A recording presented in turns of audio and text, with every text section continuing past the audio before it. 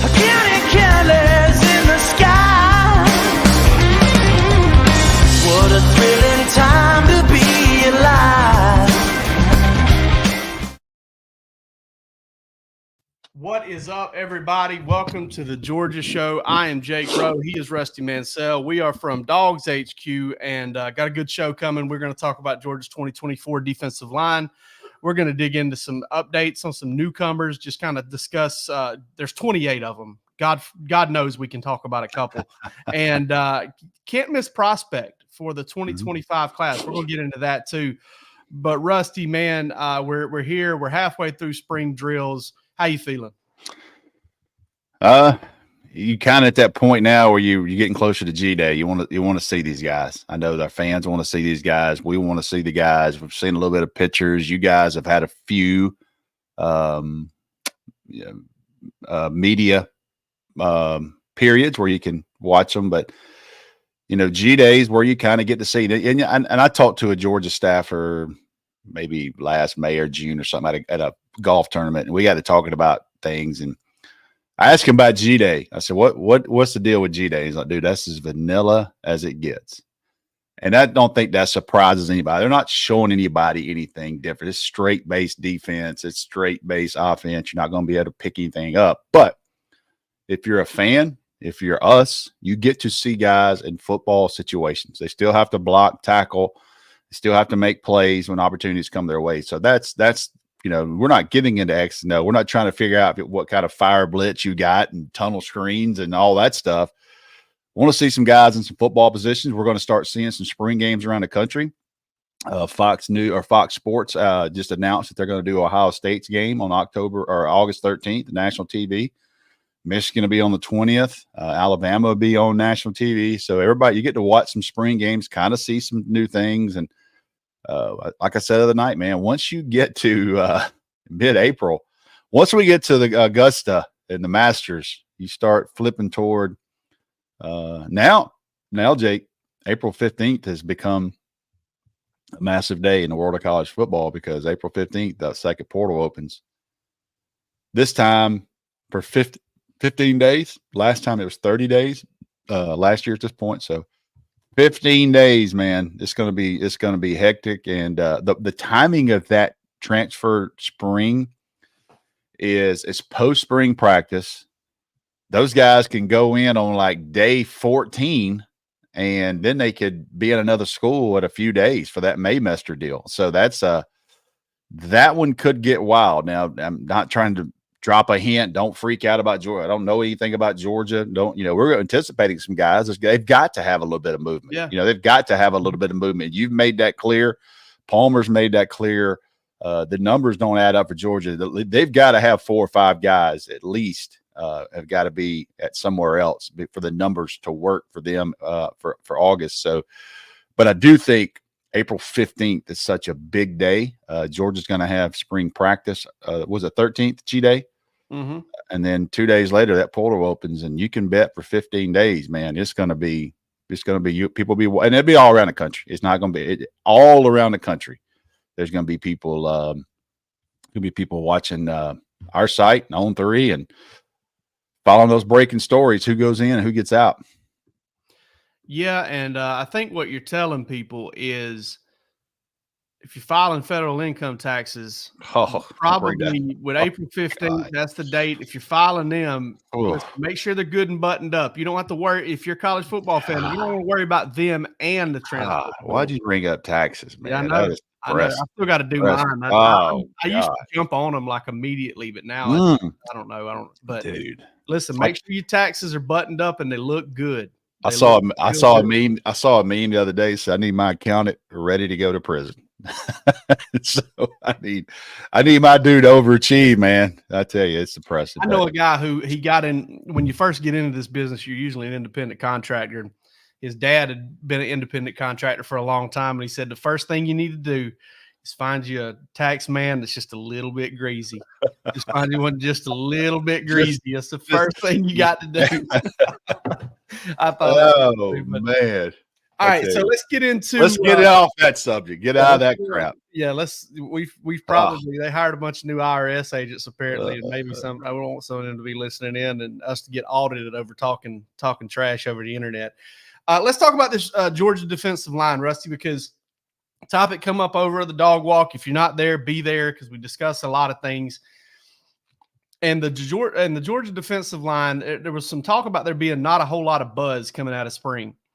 And something I had told somebody, it's funny, I told them just a couple of days before, I've never, ever, I've covered this team for, 10 years in some capacity, 8 or 9 years from a, or more than 10 years. God, it's 2024, isn't it?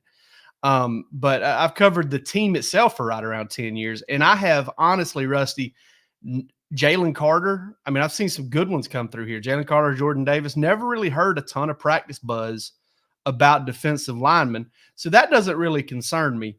But we do know that Georgia needs to be good on the defensive line. That's where everything starts for everybody, but especially Georgia in their defense.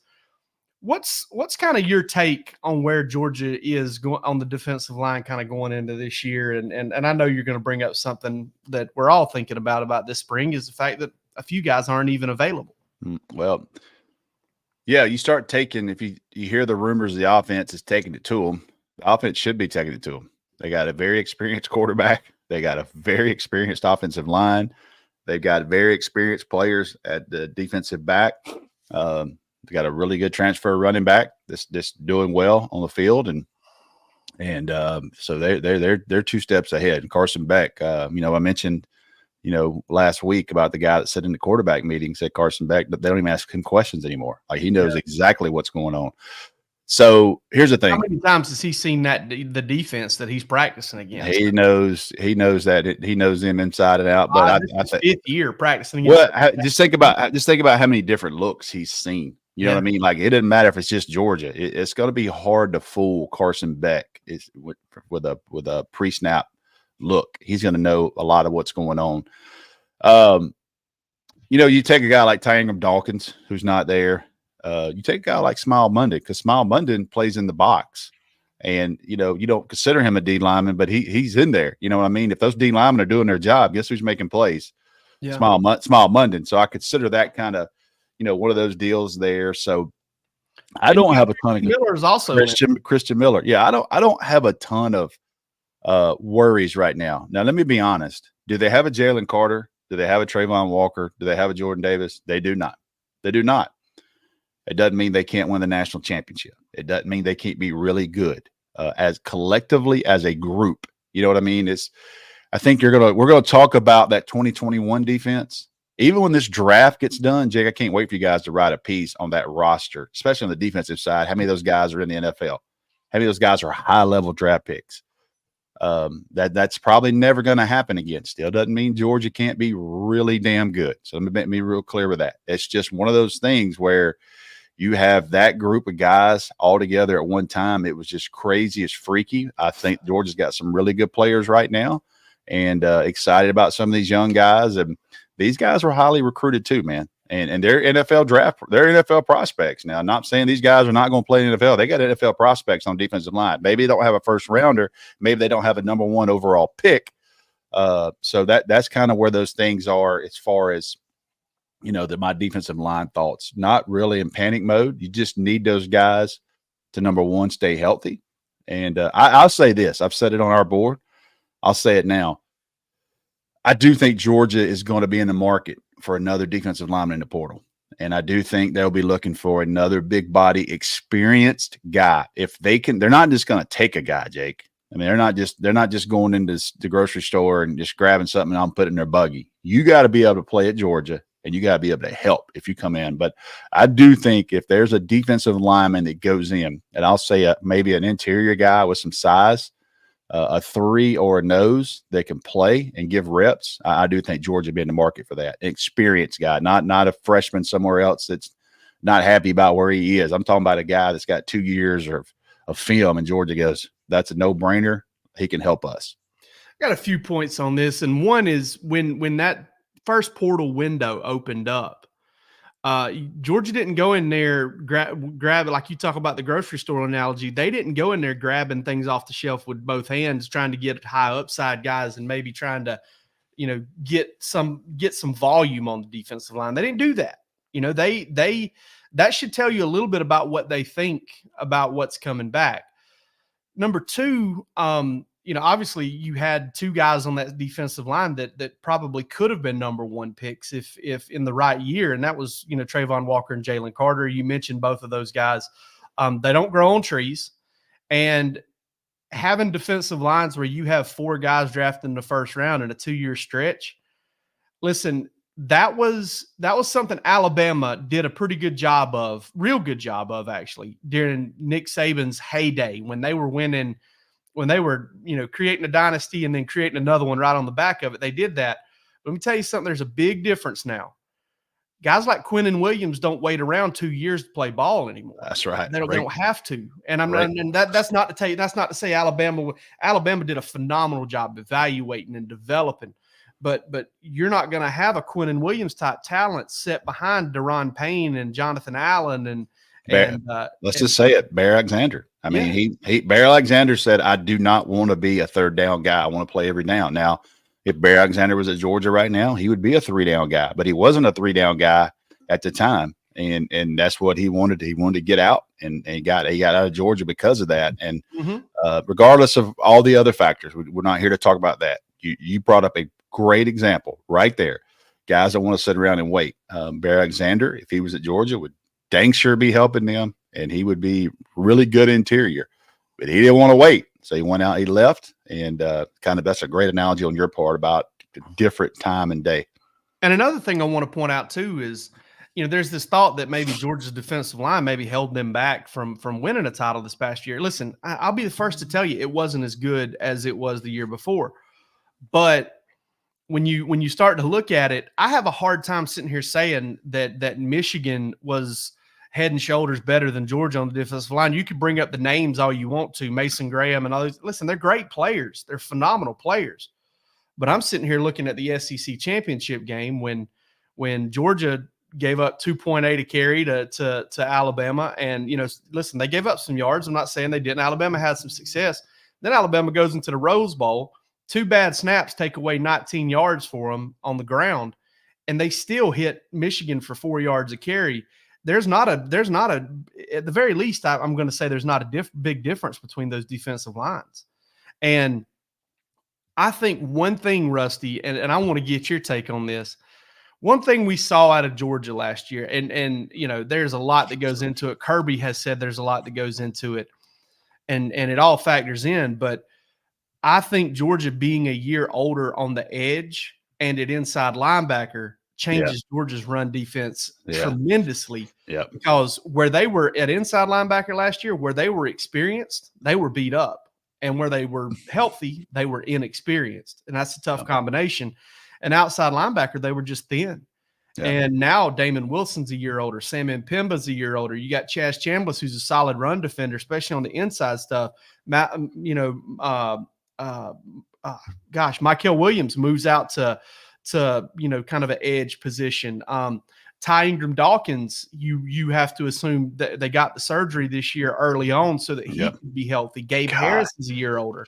If you put all of those elements together, I fully expect Georgia to be much better against the run this year. So, and I didn't think they were bad last year. They just weren't quite as good as they normally are. So I went back and watched. Listen, I got a problem. So I'll go ahead and say I'm rusty. I got a problem. I watched too much football. Yeah. I went back probably a week ago, and I watched the defensive series against Georgia, Alabama. And you talk about inexperience, and you can say this. Nobody has been higher on Raylan Wilson than me from day one. I think Raylan Wilson is going to be a first-round draft pick. I think Raylan Wilson is a freaking dude. I love C.J. Allen, too. I mean, those two kids are special. But you had to play Raylan Wilson in the Alabama game, very inexperienced. And, dude, like the third play he was in the red zone, they picked him. I mean, they went right at him, and he got rubbed on that play, and the running back was wide open. And is that his fault? It is his fault, but he's young and inexperienced. And you bet your ass that won't happen again with him, and he'll understand that route and that concept. But they motioned straight into him. And when they leveraged him on that hash, he got picked, and the running back was wide open on a wheel route. And that's just inexperience. You talk about getting pointed to you got put into a spot where you had to play a young kid that wasn't quite ready, ultra talented.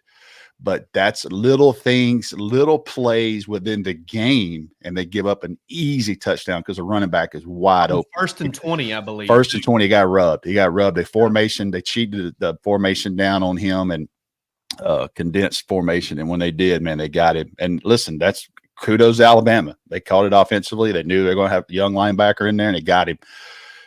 It won't happen to him again. I guarantee you his eyes will be red. Georgia went through that wheel route stuff at Florida that year with Dan Mullen. And the next year, they were done with that. They were ready for it. So just one of those things that happens. But you talk about playing young, inexperienced kids. Gabe Harris, you bring up Gabe Harris, dude. I'm telling you, we don't talk enough about him because we don't get to see enough of him.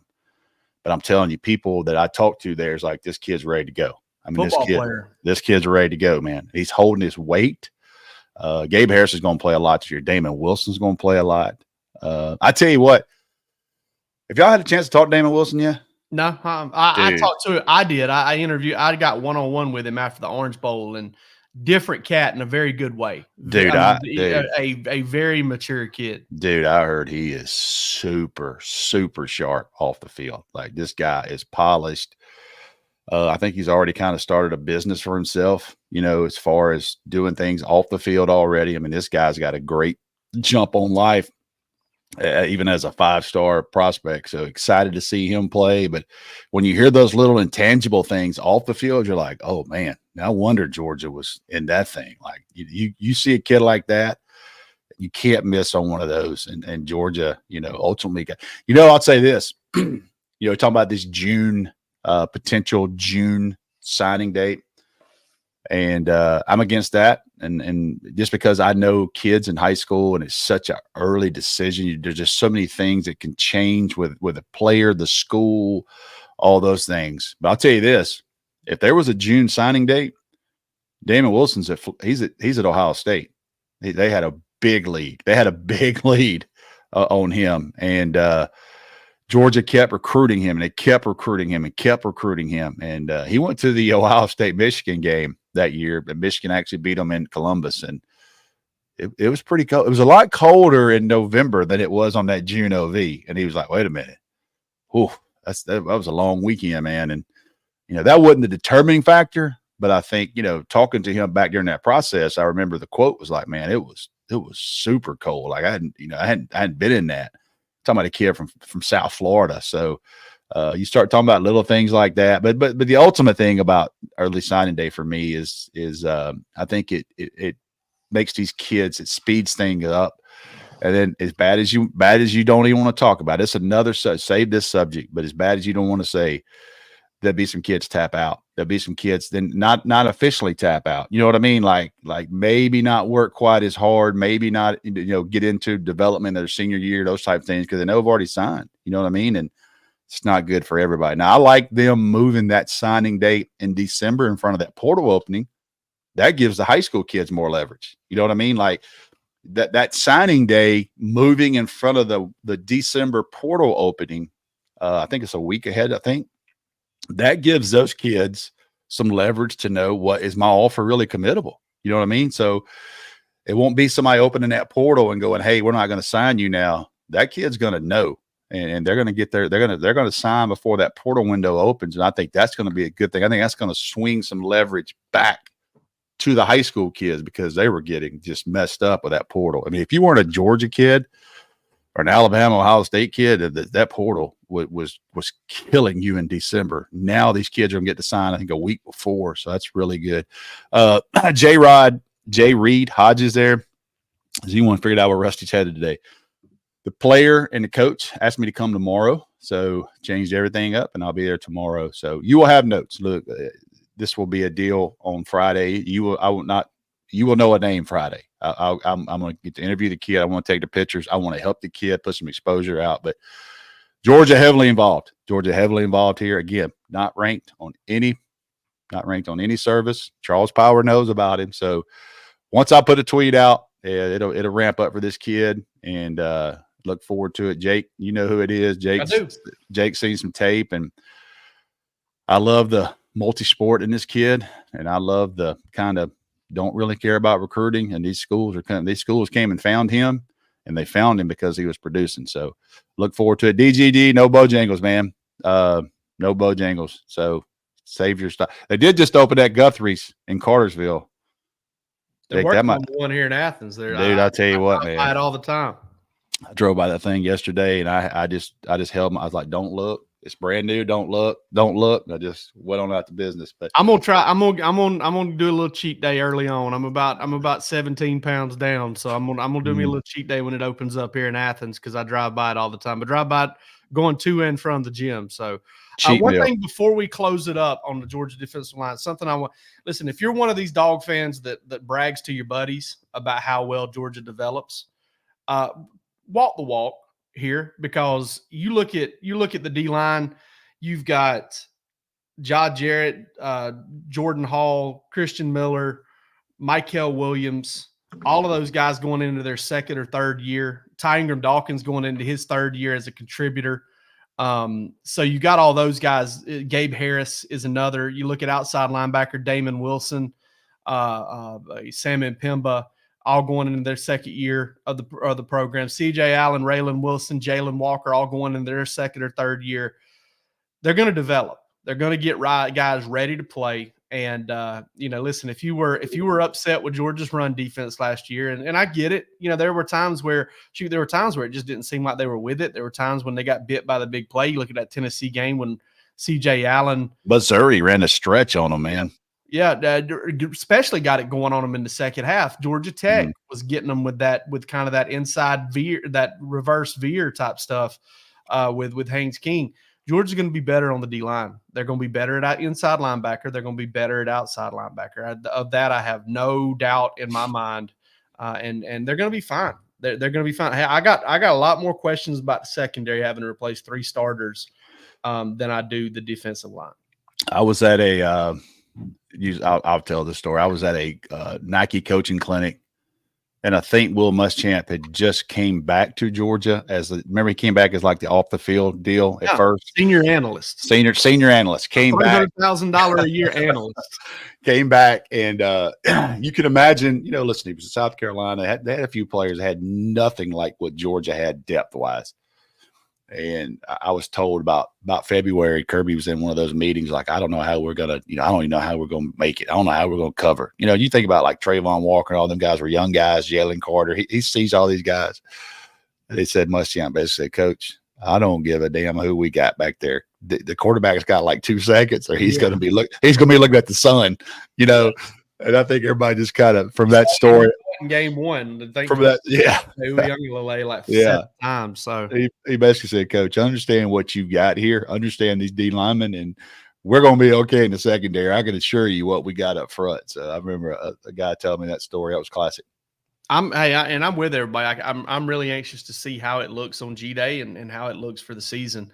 But that's kind of our take on the Georgia defensive line. Rusty, can't miss prospect for the 2025 class. Let's slip some recruiting in here. You and I talked about this before the show, and we wanted to kind of hit on this because obviously, we're sitting here. Georgia, they lost Justice Terry to USC for the time being, at least slipped down to, I think, 10th or 11th in the recruiting rankings. Who you got? Who's the can't miss guy? I know there's one that's you're probably going to go with that's pretty obvious, and I got no problem with it. For me, man, it's Elijah Griffin, and DGD comes right there with me on that. And he is this 25 class in Georgia. Listen, this 25 class in Georgia is as good as it's been in a long time. And no offense to 26 and no offense to 24, because both of them are really good classes. But this class in Georgia, and I know that staff in Athens understands this don't come around often. You got O linemen and you got D linemen. And I'll tell you this, I'm going to say Elijah Griffin, and I'm going to say that he's a game wrecker. He's athletic, man. You just see him as a defensive. I'll say it, man. He looks like a Georgia defensive lineman. When you see those guys, that's what they look like. He looks like one. I'll say this too. He doesn't get enough publicity because he's kind of tucked away down there and he's been committed. I'm going to tell you this, boys. Elias Williams is one of the freakiest athletic 6'7" kids. Darnell Washington was 6'7", almost 280 pounds, and he was running routes, and that is extremely rare. But Elias Williams is 6'7", 220, and he's running routes like a freaking wide receiver. So I'm just telling you, I got to pick one. I'm going to say Elijah Griffin, but I'm going to tell you one that Georgia cannot lose, and it's Elias Williams. And from everything I've heard, he's still strong. Miami's after him. USC's after him. Everybody, Florida State, everybody is after him. But I'm telling you, man, Elias Williams is his basketball stuff. It's insane. It's insane. You want to talk about the next game breaker? And Georgia's got some really good players. If they get that kid on campus, and right now he's committed, and they get him in that offense, man, that kid's going to be a problem. He's going to be a problem quickly because of his frame and athleticism. DGD brings up a guy. You know how I feel about Kendra Harrison out of North Carolina. Oh, dude. That's one of the you love that guy. Super freak films I've ever seen right there. And Elias Williams is right there in that conversation. Kendra Harrison is a big one. Obviously, you know, I mean, I'm going to preface this by saying Elijah Griffin's the guy. Okay, he's the guy. But when you consider the whole picture, a guy that I would also bring up is Zayden Walker, not because Georgia has a massive need at inside linebacker, but you know, the Duke Johnson kid at Dodge County, Georgia didn't offer him. He's going to Alabama. I think really highly of him. I think he's a very good player. Definitely, I think worthy of a Georgia offer. And Georgia is really good about not putting all their eggs in one basket, but just like any program, when there's a guy that's elite, like an Elijah Griffin, like a Zayden Walker, who, you know, I was told had one of the best, you know, individual workouts of any linebacker ever at Georgia. Under Kirby and Schumann. Yeah, right. Alabama or Georgia. Yeah, that cat's different. And for them to say that with all the linebackers that they've seen, I mean, CJ Mosley all the way up to Roquan Smith and Nakobe Dean and everybody else. I think there's a lot of eggs in that Zayden Walker basket, and I think that's the guy that Georgia really, really needs to get. And another thing I really love about Zayden Walker is you want to talk about, and we talked about this last show, you want to get into being versatile and being a multifaceted linebacker, Zayden Walker. I mean, that's the guy. He can rush the pass. Oh yeah, a guy that you can put on the edge, and not just on third down, but you can put him on the edge on first down and kind of create one-on-ones for your D lineman up front and let your middle linebacker flow. He's a guy that can walk up there and stone a defensive end or a tight end and play the edge. And Georgia does that a lot. And going back to what we talked about last segment, that's one thing that Georgia kind of lacked this past year was the experience of sliding some of those guys out, playing them on the edge, and having that skill set outside of Jalen Walker. They struggled with that some. So I would say Zayden Walker also fits that bill for me, in-state kid. And like I said, there's a lot of eggs in that basket, you know, kind of at this point in his development. Another guy there with that is going to be in town this weekend. They're very high on is Ty Jackson. Okay. The linebacker from South Florida. Yeah. I think he's football, basketball, baseball. I think he scored like 50 touchdowns this year playing running back and linebacker. Dude plays both every way. So he's in town this weekend. That is a major, major target along with Zayden Walker. All right. I wrote a story yesterday, Rusty. I did every single one of them. Look at you. What we had heard. Look at you. Seen. I felt like, man, we got to get all of this in one place and discuss all of the newcomers. We're not going to do that here. If you want to come over and see it, we got a little blurb on all 28 newcomers, the 6 early enrollees, 6 transfers, and the 22 early enrollees. Rusty, right now, I think Colby Young would probably be the guy that has created the most buzz. Him and Trevor Etienne. Yep. If you get down to that next 26. Who would you kind of feel the best about right now in terms of, oh man, this cat's put himself in a pretty good position thus far this spring to So I got a question on that. Do you mean like a guy that I feel like right now is going to help Georgia quicker, or when we go back and look at this 3 years from now, this guy was showing early on that he was going to be a guy. I'm gonna cop out, dude. Let's see both. All right, so can out of Rusty Mansell this morning. So right now, I would say Ellis Robinson. I'm confident in him. Yeah, I heard it's just like this guy is just. I don't want to say coming easy, but he's really natural at what he does, and there's a reason why everybody had him the number one corner by far. Everything advertised, Kirby. Everything, and Kirby's smart to say that. Dang. Also, I'll say down the line, Daniel Calhoun. I just keep hearing and I've seen him since the 8th grade, but I always knew he had some weight. And but Daniel Calhoun may not help Georgia like this year, but 3 years from now, we may be talking about this kid getting ready to work out for the combine and getting ready for his draft stuff. I mean, he's special. He's a 1 percentile type kid, one of those huge, he just bought in, man. He's like, I'm business. I'm here. I am, everything the nutritionists have done. And he's, spring break, and I don't blame anybody. We had kids, Georgia had kids in Cabo, they were kids in Dominican Republic. I watched them all on social media. You know where Daniel Calhoun was? Daniel Calhoun was with his high school coach in his gym working out every single day. Didn't take one day off during spring break. And when you're a freshman, you can walk around and go, hey, I'm at Georgia now, man. I'm a big dog. I'm going to go somewhere on the beach and hang out. No, he went to the weight room for 5 days. And dude, I'm telling you, man, that those little things like that, I know a guy like that. And he's in Cedartown, Georgia. And, he's talking about the beach all the time. Well, you know what the beach was for him? It's called Polk County Beach. It's a sand pit outside of their weight room called PCB. It's the Polk County Beach. And that's where Nick Chubb would go work out and do all his things. So people, you start thinking about knowing little things, little intangibles about how kids are wired. Daniel Calhoun's got that wire in him, man. I tell you, Stacy Searles, I don't know if he's saying like Sam Pittman, he's a cold beer guy. Or if he, he's definitely a cold beer guy. He likes to pour him a bottle of a glass of bourbon or whatever. I don't know what he likes, but when he does that at nighttime, he can sit there and know that they recruited a class in 2024 that they recruited the right people. And I say that because Daniel Calhoun comes in, drops 25, 30 pounds. Nair Daniels comes in and loses 40, 50 pounds. Marquise Easley has come a long way since, he was struggling with conditioning during the bowl practices.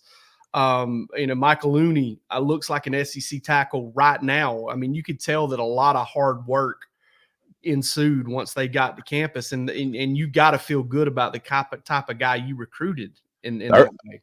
The early on too with that, Jake, furthermore, like all those kids knew that they were taking that many bodies, and they knew right off the bat, not only do I got to compete at Georgia, I'm also coming in with 6 other linemen. So that tells you those guys like, Texas, I know what Texas was telling Daniel Calhoun, and I know what they were telling Uni. Like you're going in with 6 other guys, man. Like, why are you doing that? And just for example, and to just say those guys are wired different, they want to come compete, and that gets you, that makes you feel as I'm sure Stacy Searles, even with the guys he's got in there right now, I know he probably thinks, hey, we got some things special. And somebody mentioned on here a few minutes ago, I'll be confident in Kirby always with defense. Well, I'll be very confident and always, if Kirby Smart's the head coach, that they're going to have massive offensive linemen. They want big human beings. You don't have to be sometimes the most athletic kid, but you better be one of the biggest kids, because they believe in size and big human beings, and they believe they can develop you. And they're already doing this with these freshmen. When all else fails, they got to run around you. They can't. Mm-hmm. They can't go through you because you're too big for that. If I looked at it and I posed that same question, I feel so good about so many of these guys, especially the defensive guys, long term. I mean, Chris Cole and Justin Williams and KJ Holden and Joseph Jonah Ajonye and Nasir Johnson's not even on campus, but I feel really good. I saw him work out. Yeah, he's something else too. I'm going to go kind of in the transfer route, and I know that there hasn't been a ton of buzz about him, but I tell you, one of the most physically impressive football players on the hoof, and I know look like Tarzan, play like Jane. I hadn't heard this about this guy at all, but Xavier McLoud, man, I think he's going to help Georgia right away. I know he's still a young player. Yeah, man, that's a great point. He's working at all three spots, and I'm telling you, dude, you talked about Elijah Griffin looking like a Georgia defensive lineman. He was a priority for Georgia. I mean, if he wanted to be, his second year at Georgia. They were all in. And listen, that's where look, it happens. It happens. Kids go to places. Next thing you know, they go somewhere else. It didn't go well at South Carolina, obviously. And who knows? He might have had in his mind the whole time, damn, I should have went to Georgia. And that just does something in the back of your head. You know what I mean? And Georgia has kids that are on their campus right now and go, man, and that happens so much more often than people yes. think. And now they have the opportunity to leave. Yeah. It's like I saw Derrick Henry yesterday on a podcast. He was like, dude, I was so ready to get out of Alabama my freshman year. He's like, dude, they were sitting there. Nick Saban telling me I'm not the big guy anymore, and I'm not running right and all that. He was like, I was ready to roll. Think about if they'd had the portal back then. I mean, kids would have left after their freshman year, and he just credited to staying and developing. So, there's a lot of kids. We know a lot of stories about kids that they're 1 foot out the door and, stayed in Athens and wind up paying off for those guys specifically. But you think about it, that's a great one, McLeod. I think Georgia, I think that was a no-brainer when he got in the portal. I think we both heard from multiple sources like this kid's going to Georgia, and that we don't talk enough about him. Damn, I forgot about him. It would have been a serious no-brainer if the circumstances were a little different at South Carolina. If he wouldn't have kind of left the team early that season, not on Georgia's end. It probably didn't. I don't know how much it changed things for Georgia, but in the public perception, I think folks would be a little bit more excited about that one.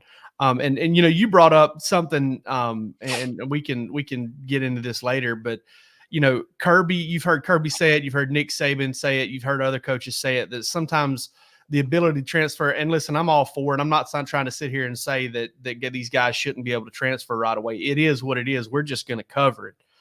But when those coaches say, hey, grass is not always greener, and sometimes it's not the best thing for a guy just to be able to up and leave. Sometimes it's best for them to stick it out. Well, a coach will say something like that, and then big-time media types will get on Twitter, and they'll really get after him. Yeah, you just want all the control.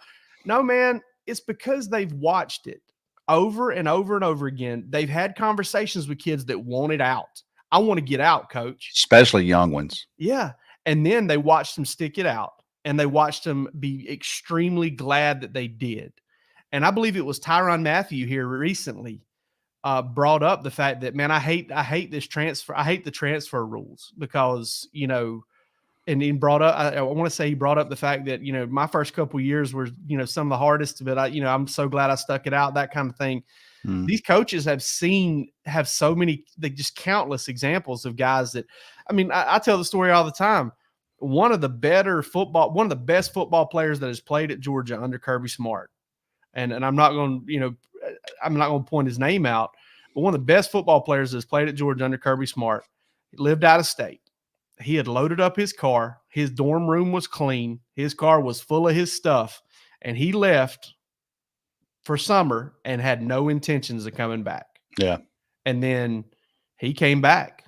He talked to people. He came back. And how about this? He was starting and he was playing, and he grew into an All-American in the first-round draft pick.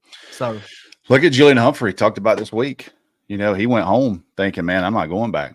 I'm not going back to Georgia. And Will Muschamp and Dante went out there to see him, and he's like, I got to thinking about it. I wish the one thing, because I'm totally okay with some of the portal part. I wish you had a 2-year deal. Like you had to be somewhere. Yeah, I agree. If you were there 2 full seasons, that allows you time to decompress and not be so rational about some decisions. But after 2 years, if you feel like it's not working, or they, just whatever, then you've had enough, I would say, sample size. I watched the thing last night on SEC Network. I don't know if you've seen the draft special. They had Ladd McConkey and Brock Bowers. They did a deep dive into those. And Ladd McConkey basically said, man, my freshman year, I was on the scout team and I was going home every weekend. And I started thinking, man, can I do this? Can I play here? And if the portal was wide open then, would he have left? You know what I mean? Like this guy would have left, but he was like, you know what? I'm going to dig in and I'm going to show these guys I can play. And that he didn't have a choice then. The portal wasn't completely wide open with these multi-year transfers, and the decision he made, look what it paid off for him. I mean, look what it's going to do for his life for staying and just buckling down and getting there. But after 2 years, I think you kind of know, look, I'm not going to play here, or this isn't the spot for me. And, and I get it. Give them the freedom to do what they would do. But I think the multi-year and going here and going back for the human being, I'm not worried about the kid on Saturday. I'm talking about the person long-term in life. And every time I speak, I give this stat. Every time I speak somewhere in a public forum, I think the average male life expectancy in America is 74. If you are a 1 percentile player, and you get 3 years in the NFL, your career is over at 24. You got 50 years without football. You got 50 years without football. Like, what are you going to do? What has the sport done to create you as a human being? And what are you ready to do in life? Because you got 50 years left.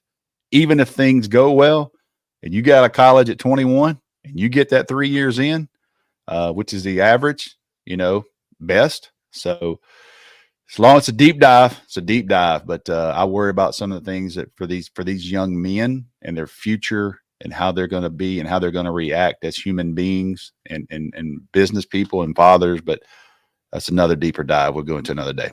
Well, if you're still watching the show and or you're watching it later, we'll give you a little piece of homework before we get off. If I know fans get real frustrated with guys entering the portal and flirting with the portal, and I'm leaving and I'm coming back. And Julian Humphrey's the guy that I've got in mind when I say this. But if you go to our YouTube channel and you watch his press conference, I asked him, I said, hey, what went into your decision to enter the portal and return? And if you'll listen to him talk about how he would play games and he would come out and he would watch other players get a chance to go hug their families and be with their people, and him being from Houston, Texas, that wasn't always an option for him, and he kind of wanted it to be one. Maybe that might soften your heart a little bit toward what some of these things go, because that to me, like, honestly, I'm going to be completely frank here. Covering Julian Humphrey, hearing what we were hearing, because we were on that weeks ahead. Like, I actually did the only interview with him. He reached out. Right. We did the interview. I forgot about that. You actually got an exclusive with him whenever all that went down. But there was early on, like 2 or 3 weeks before that, there was some talk that Julian Humphrey might enter the transfer portal. Mm-hmm. And I'm sitting here, we've got a story ready in case he does. We got a story ready in case he says, I'm absolutely staying, which he did before he entered the transfer portal again. Yep. But I'm sitting here like, are you kidding me? Like, I'm annoyed by it. But I almost felt bad in that press conference for feeling that way, because you don't know the situation. You can get frustrated with it if you want to. I'm not telling you not to. Yeah. But you don't, that's tough, man. Dude. If I was 20 years old, and I just played my tail off against Missouri, had a couple pass breakups and looked good, and I got to go out there and I got to see Lab McConkey hanging out with his mom and dad, and I got to see Michael Williams, dapping his brother and dad up, but I couldn't even hug my mama. It's funny you say that, because last night on that draft special, you need to watch the story on A.D. Mitchell, and he has a daughter. And he basically said that, she would come to 1 game a year, maybe 2 games. And that's the only time he'd get to see her. And he said it was so weird because, he would have to kind of start that warm up again, like, the kind of the awkward hug and trying to get her back to knowing that's her dad again. And I'm here. And man, it really did a deep dive on him, and it showed his little girl. And now she's like 3 or 4. And she was in the crowd at every Texas game, every walk into that stadium. And it made it real simple for me. And he said he said the very last conversation he had with Kirby Smart was a very difficult one. He said, but Kirby Smart told him at the end of the day, I understand why you're doing this, and go be a dad. And, and he holds he is very high regards of Georgia, talks about his time at Georgia, everything that helped develop him at Georgia. But that guy went home because he had a daughter in Texas, and the very thing you're just talking about, he could not see his kid after a game. She was in Texas, and he would see her. I had showed him her like one game at Georgia. But man, what a great deep dive they did, and you understand why that young man made that decision. And if you're a fan of this page right here, obviously a fan of Georgia Bulldogs, you always should be a damn fan of AD Mitchell and root for him, whatever he does, because you saw the tweet when he said he was going pro, and he had two teams in that tweet. You had the Georgia Bulldogs, you had the Texas Longhorns, and he thanked both fan bases, both coaches, staffs, and all the memories. So I'd love for the Falcons to get him, man. Yeah, and blew the combine up. I mean, I'll tell you what, that little girl he's got is not the only person that calls him daddy. Everybody Georgia played. She was doing the little hook 'em. She had the little baby hands. It was, the girl dad and me, man. I ain't gonna lie, got a little eye sweat going on. So good for him, man. She ain't the only one that calls him daddy. Everybody that faced him in the playoff gets to call him daddy. So he too. played in 5. He played in 5 playoff games, dude. Caught a touchdown in every game. I forgot about the touchdown he called in the corner. I didn't forget, but you would get a reminder. The crossing route that Stetson hit him in the fourth quarter against Ohio State, man. I mean, he stemmed that guy, got leverage on him, and Stetson threw a damn dime for a touchdown. And that was such great time. And he got that cat on his heels and broke out of it, and Stetson knew right where he would be when he would be there. The Alabama touchdown will go down in I mean, history. You know what I mean? And you think, and the football nerd in me, Bama had a guy get hurt. That kid comes in, they went right after him. Yeah, they went right after him. Biggest touchdown catch, I believe, in Georgia history, personally. I mean, I don't think there's a bigger one. I know Lindsey Scott's was great. It's legendary. It's awesome. It was 93 That's a great yards. question. Maybe that's a question for the YouTube comments. Greatest touchdown in Georgia history, AD Mitchell against Alabama. Yeah.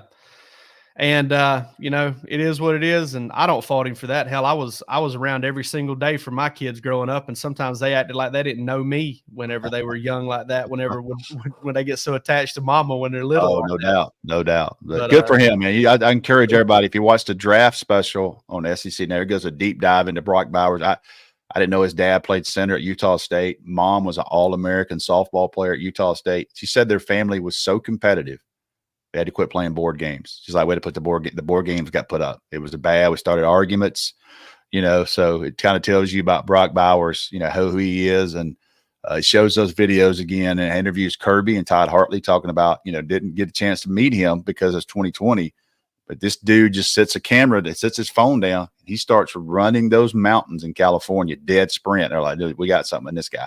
Yeah, well, I know that whenever when my son gets old enough to have his own kids, if I got enough money, I'm gonna move them out to Napa and see if they can drink from the same water source. I know that because that cat was born out. What are the odds of a unicorn tight end coming from Napa, California, to be a superstar at University of Georgia during a COVID world shutdown? Just the odds were nuts. Yeah, it's a great story. It is. We'll have more of them for you on Sunday night. We got Georgia show coming out. We got a special guest on Bark After Dark this week. Not going to announce it just yet, just in case something pops up. But a guy that we've really been waiting to get on Bark After Dark. Oh wow! And then we'll be back with you twice next week. I don't know if I'll be back next week. I'm taking the fam to Disney, and I've. What kind of prep you doing? You gonna be walking along today or what? I'm stretching. I'm stretching. I'm preloading some anti-inflammatories.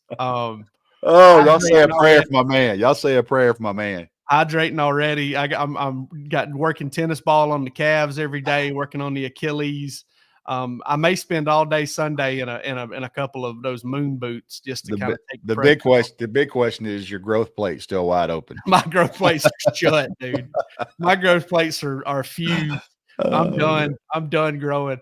I thought about you. I went to see a kid the other day. Of course, I swear to God, honest to God, the kid's like 6'3". Yeah, the senior, and his coaches introduced me to a couple of players, and the first thing he said was, "Trying to put on some weight." I said, "That's good." He said, "My growth plate's still open." And I thought, man, if Jake heard this one. How'd you not laugh, man? Dude, I've been doing it long enough to know, that it's that's the growing thing, man. You got a big uncle on your mom's side, and your growth plate's still open. That's right, 100%. That's the way it goes. Y'all have a great weekend. We'll see you on Sunday.